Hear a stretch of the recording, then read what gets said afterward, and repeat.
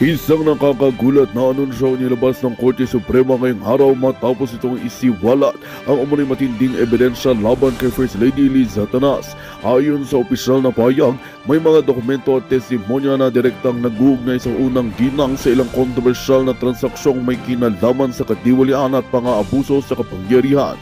Hindi pa detalyado ang lahat ng nilalaman ng ebidensya, ngunit ayon sa mga insider mula sa korte, sapat umano ito upang simulan ang formal na proseso ng imbestigasyon laban sa kanya.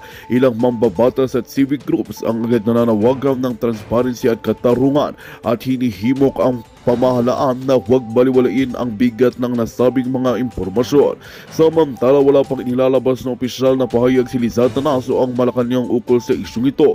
Patuloy namang nakatutok ang publiko sa bawat galaw ng Korte Suprema na inaasahang maglalabas ng karagdagang detalye sa mga susunod na araw. Isa namang hamon ito sa integridad ng kasalukuyang administrasyon na ngayon hinaharap at lumalalim na krisis sa tiwala ng taong bayan. At yan nga ang balitang ating pakakatutukan. Ngunit bago ang lahat, siguraduhin mag-subscribe at ihit ang notification bell para sa patuloy na pagtutok sa mga silap ng bagong balita sa tunay na boses ng masa.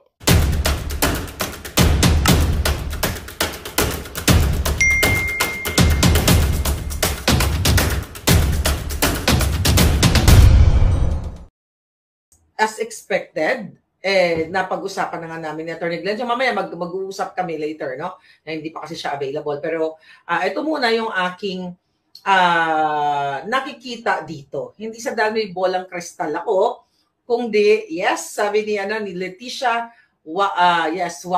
Leticia Wakwak out. So, ang question dito, mga kababayan, recently kaka-check lang natin, no? Ang kanilang ranking, okay? Ang ranking nila ay right. Okay, ang kanilang ranking, kailan ba 'tong ranking na ito? Okay. Okay. Ito Ang ranking, nawala ang mga ranking. Okay? 'Di ba si Senator Bongo, 'di ba, ang nangunguna. Si Senator Bato nasa top 3. So, pag-usapan natin yung top 3 na nakapasok sa atin. Okay? Deserve ni Wakwak kaya.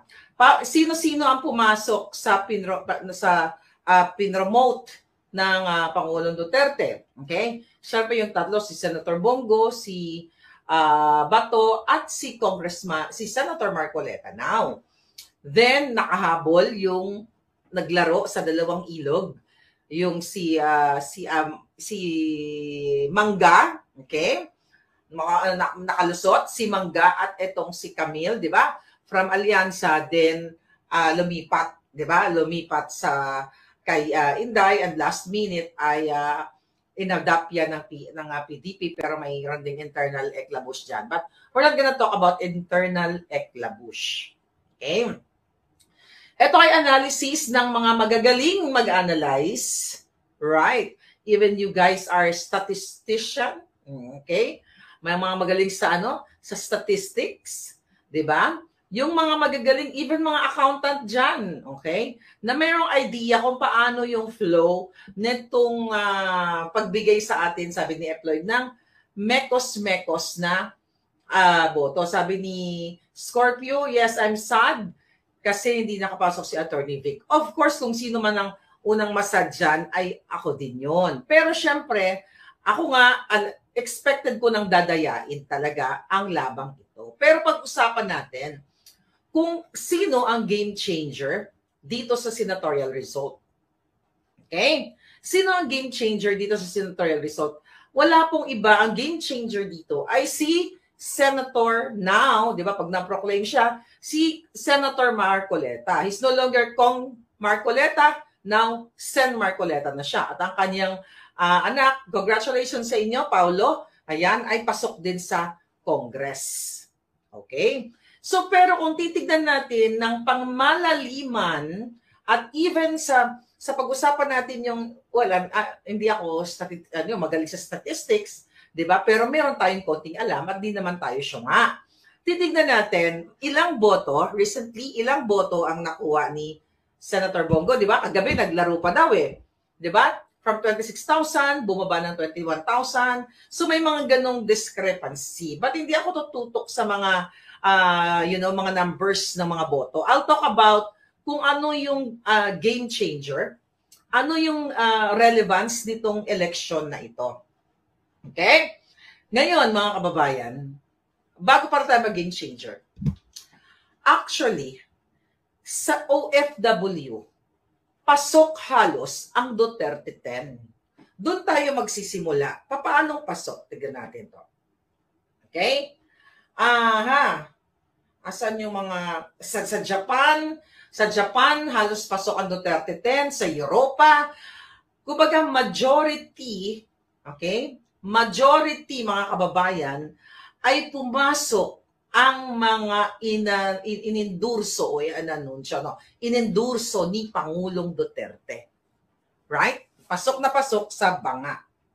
Okay? Pasok na pasok sa banga ang, tignan ko lang itong mga sinend sa atin ng mga result. Okay? Yep. Pasok na pasok sa banga ang, so, meron tayong Japan, ito, natin na.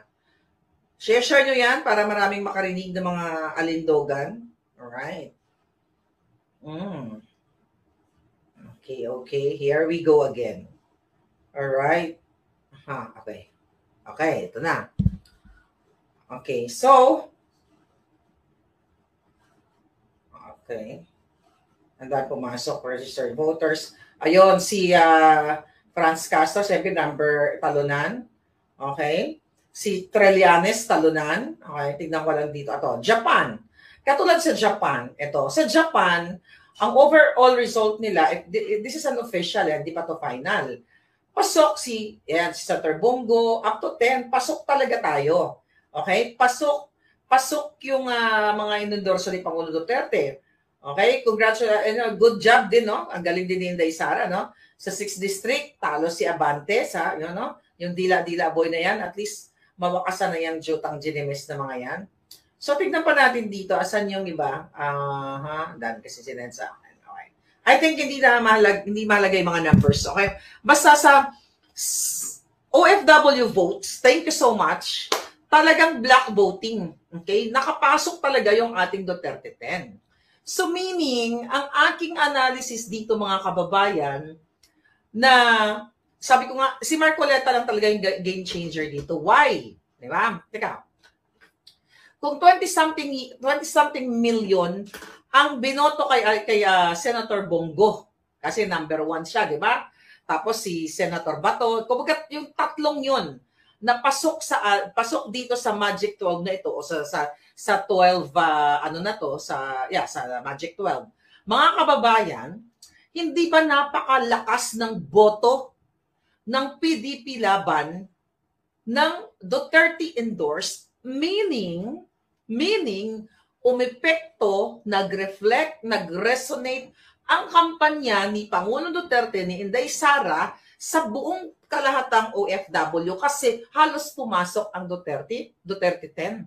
Pero pagdating sa Pilipinas, i-analyze ninyo, bakit ganun ang nagresulta? Itong si Kiko Matching na isinut na sa Inodoro, si Bam Aquino na isinut na yan sa Inodoro, biglang pumasok sa number 3, ano bang number nila ngayon? Tingnan ko. Okay? Biglang pumasok nga sa, si Pangilinan, si Matching, pumasok sa 5. Okay? Si Bam, ayan, ito to. Ay, shit. Okay?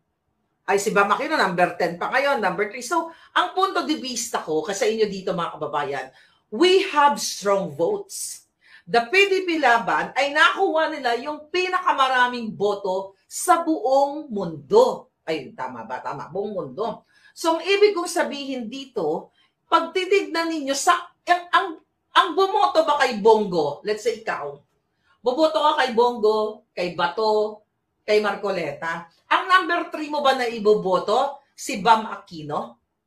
Ang number 4 mo bang iboboto? Si Tulfo? Or si Kiko? O sige, wag na pagbigyan na natin. Si Kiko or si Soto? Of course not. Hindi ko sinasabi na dahil si Bongo is number 1, dapat pumasok yung Duterte 10. I'm not saying na ganun ang magiging. Ang sinasabi lang natin dito, lumapit man lang yung number of votes ng mga ibang Duterte candidates. Pero bakit, bakit mga kababayan hindi nag-reflect, hindi nag-resonate ang boto na nakuha ng PDP Laban? Kasi nag-block voting ang mga tao.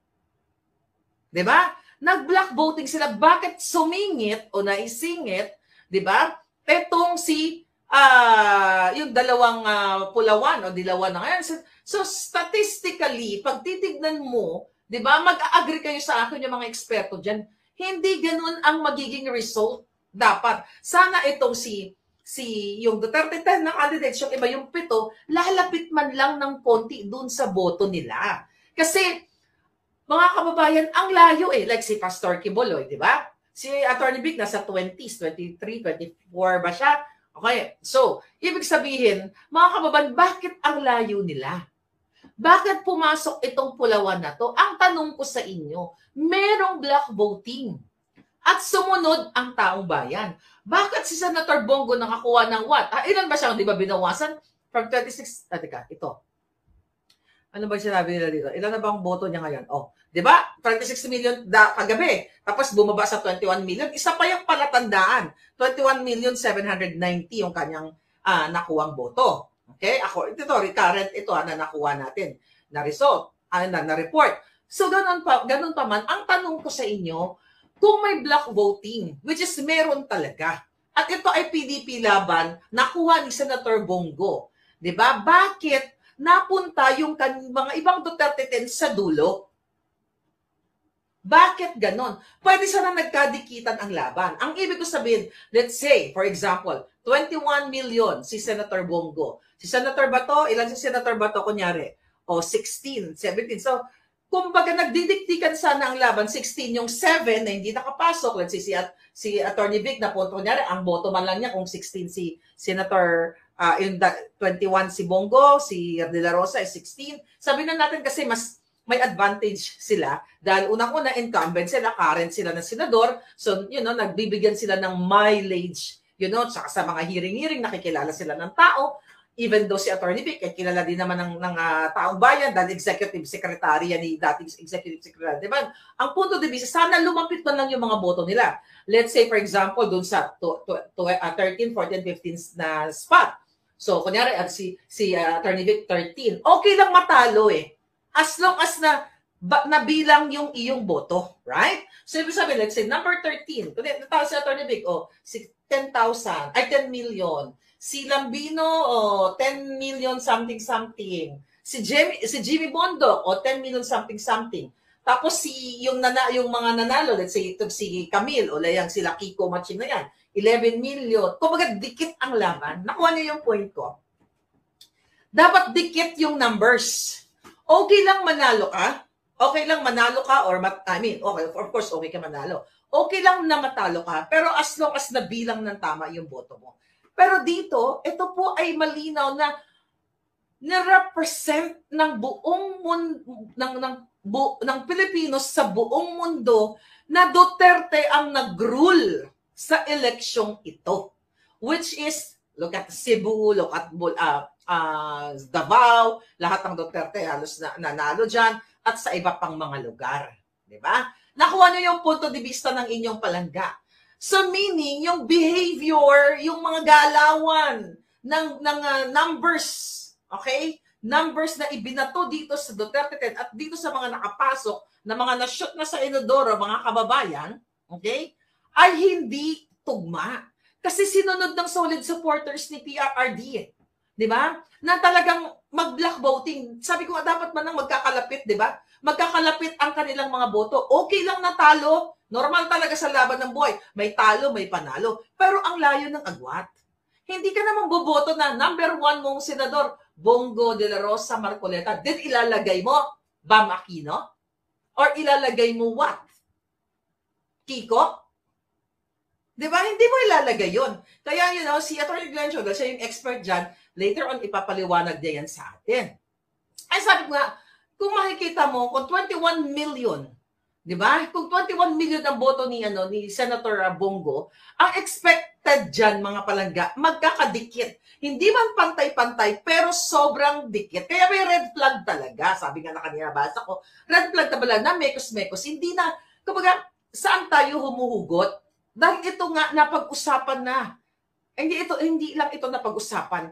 Mayroong ebidensya na prior sa eleksyon, itong si John Lee, sa Butuan, nung nag-testing and sealing, ay may naganap na ang during that testing and sealing, ang lumabas sa voter's receipt sa kanyang mga binoto ay tama. Exact, di ba? Tama naman nung una, di ba?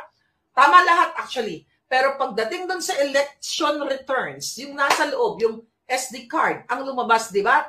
Yung mga kandidato ng alyansa ng mga bangag, kaya ini-encourage niya ni Attorney Glenn Chong Jan ang mga politiko o yung mga lumaban na humingi nitong election returns and audit logs para makita at sana ma-compare doon sa voters receipt, mga kababayan.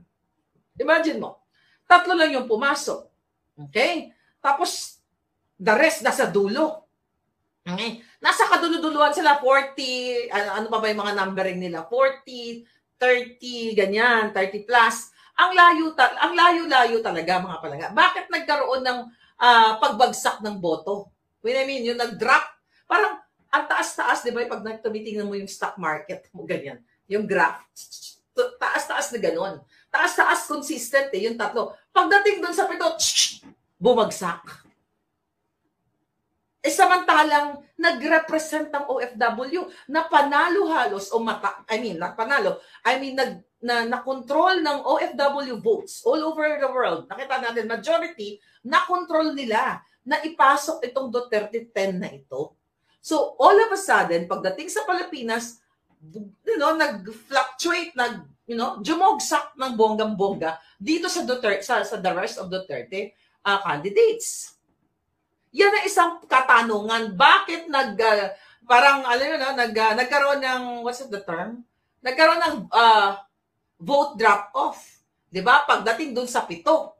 So, yun ang tinitignan natin, mga kababayan, na ibig sabihin, mayroong, okay, ibig sabihin, liwanagin ko, posible na nagkaroon ng program manipulation. And what? Pinili lang. Okay? Selective counting. Kumbaga kung sino lang ang gustong ipanalo, mga kababayan. Bakit natin sinasabing may pre-programmed manipulation? Nakita natin sa testing and sealing. Sa Butuan at doon sa Bulacan. Ito yung pinag-usapan nga namin. Ito yung binuking o in-erase na point nitong si John Lee dyan sa Butuan. Ni-raise niya sa COMELEC and later on, hinanting pa siya, binigyan siya ng show cause order. Imbis na solusyonan ng COMELEC, ang problema dun sa makina na yon, that was May 6 days before the election, ay hinanting pa itong whistleblower or concerned citizen. Di ba? So, posible na nagkaroon talaga ng pag-program kung sino or pre-programming kung sino ang ipanalo nila at sino ang pinili nila na gusto lang ipanalo. We don't know kasi hindi naman tayo mga eksperto. Malalaman na lang natin yan kung huhubaran natin yung makina. Yan ang gusto ni Atty. Glenn. Hubaran natin, tignan natin yung makina.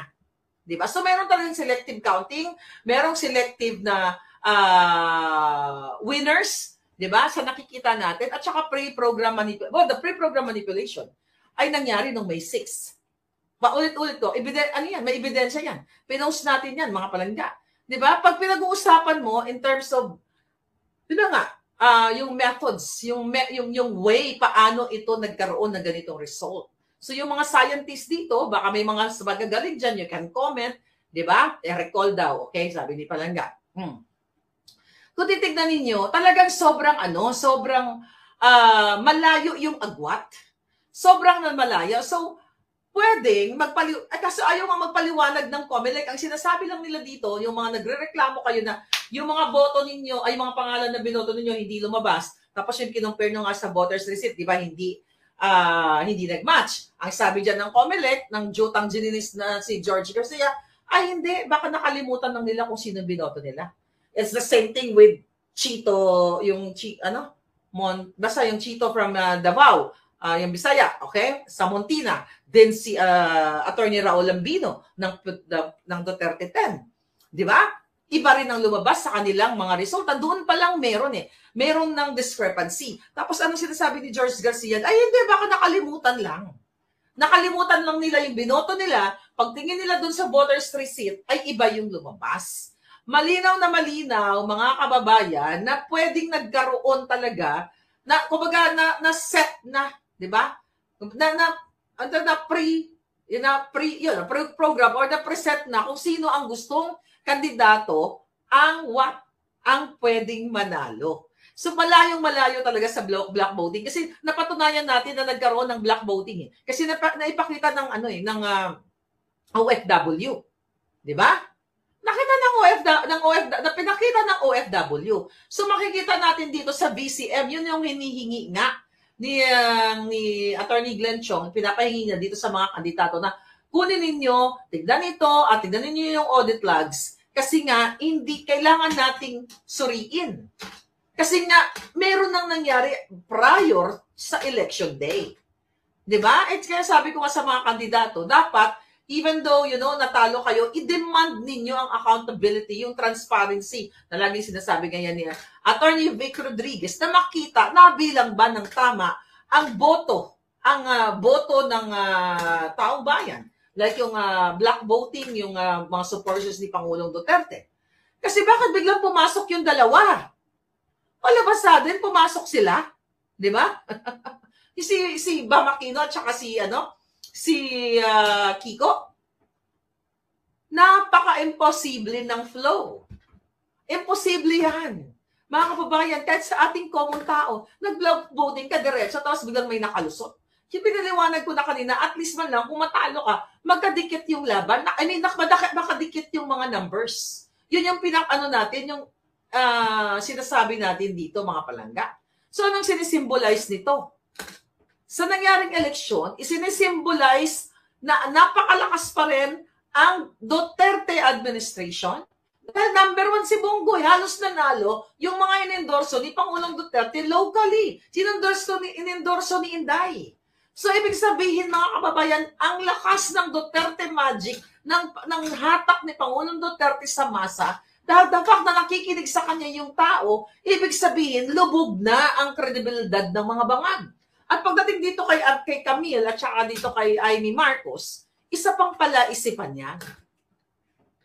Maaring programming din talaga yan. Maaring pinrogram yaman. Kaya kailangan makita ang audit logs.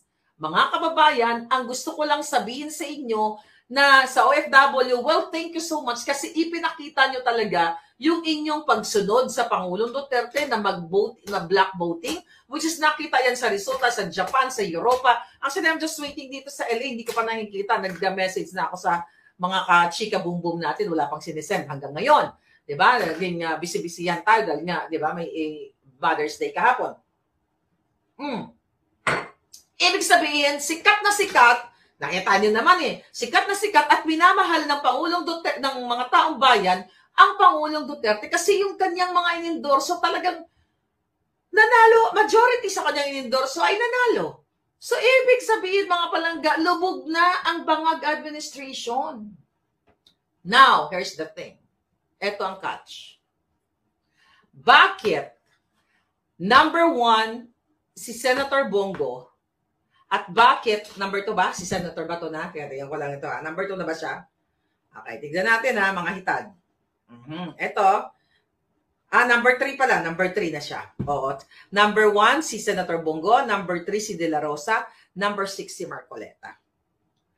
Nakakatuwa ba itong result na ito?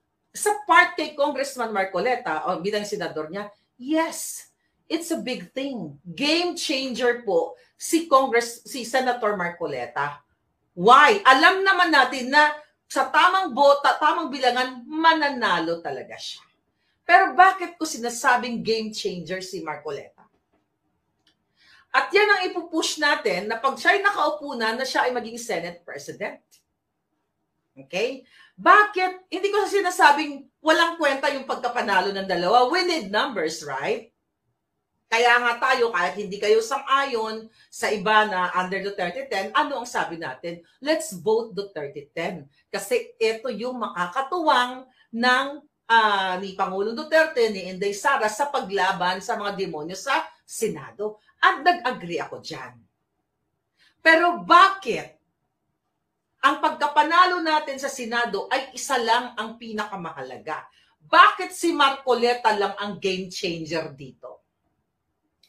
First, si Marcoleta, na-interview ka, diba? It's an honor na na-interview ko yan, si Kong, si Senator. Ilang beses ko na na-interview, even before. Yan ay kinampanya natin, tinulungan natin, ay na nagtulungan tayo during unit team, di ba? Unibudol. Siya talaga ang pinaka-the best na nangyari. Kong Marcoleta, Senator Marcoleta, you are the best thing na nangyari dito sa electoral result na ito.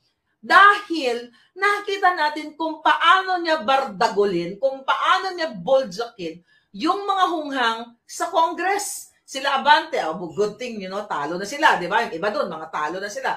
Hindi, ang dami kasi Congress, so hindi ko ma-enumerate lahat. Pero gusto ko ibigay sa inyo yung pinaka-kabog sa banga. Okay? Siya talaga dahil pwede siya maging Senate President at pag dumating ang time na yan, meron siyang power. Para what? Para mag-assign ng mga chairpersons sa mga committee na mga mahahalaga, lahat na yan mahalaga, na para mabago ang sitwasyon ng buhay ng Pilipino. Pero ang question dyan, sino ang ilalagay dyan na committee chair? Okay? Let's deal with that later. Ito, nilalatag natin yung picture sa inyo na kung bakit si Marcoleta ang pinaka-game changer. At hindi si Senator Bato at hindi rin si Senator Bongo. Any comment, my darling? Kuya, nag-lecture tayo, ako yung teacher nyo. Okay, any comment, mga darling, bakit? Unang-una, hindi threat si Bongo at si Bato sa Bangag administration. Bakit ko sinasabing hindi threat? They are already senators, darling. Pero nakidnap si Pangulong Duterte. Nalusob ang what? Ang KOJC. So, para sa mga bangag, okay? Para sa mga bangag, hindi nila dinaya si Bato at saka si Bongo kasi para sa kanila, hindi threat yung dalawa. I'm not saying wala silang silbi. Importante sila. Hindi sila threat. Nakita nyo na sa PIDEA Leaks. Ito yung binibigyan ko kayo ng example sa PIDEA Leaks. Kahit nakakuha ng mataas na boto si Senator Bongo, it's not about nakakuha ka ng mataas na boto. Si Senator Robin Padilla nakakuha ng mataas na boto. Siya pinakamataas, right? Ang game changer si Marcoleta, unang-una alam niya ang batas. Matalino, magaling, kayang makipag-jug-jug-jug-jug. Kaya I love Marcoleta. Even before. Hindi ko sinabi dahil nanalo siya. Kaya nga, ang faith ko sa kanya, siya yung pinaka-game changer. Siyempre, buwisit ka, di ba? Dahil alam mo, hindi, si Glenn Chong si Glenn Chong na magpapaliwanag sa inyo ng technical dahil hindi ko naman porte yan. Ayoko naman magdunong-dunungan dito sa technicality dahil yun ang sinasabi ko lang sa inyo, ito yung nakikita ko. Walang threat sa mga bangag si Senator Bongo at saka si Senator Bato. Nagawa nga nila nga Magandang balita ang hatid namin sa inyo ngayong araw. Sa pagtatapos ng aming balitaan, nagbigay kami ng mga mahalagang impormasyon. Maraming salamat sa pagtutok at pagsuporta sa aming programa. Huwag kalimutang manatili sa mga susunod na araw para sa mga bagong balita at mga kwento na dapat nating abangan.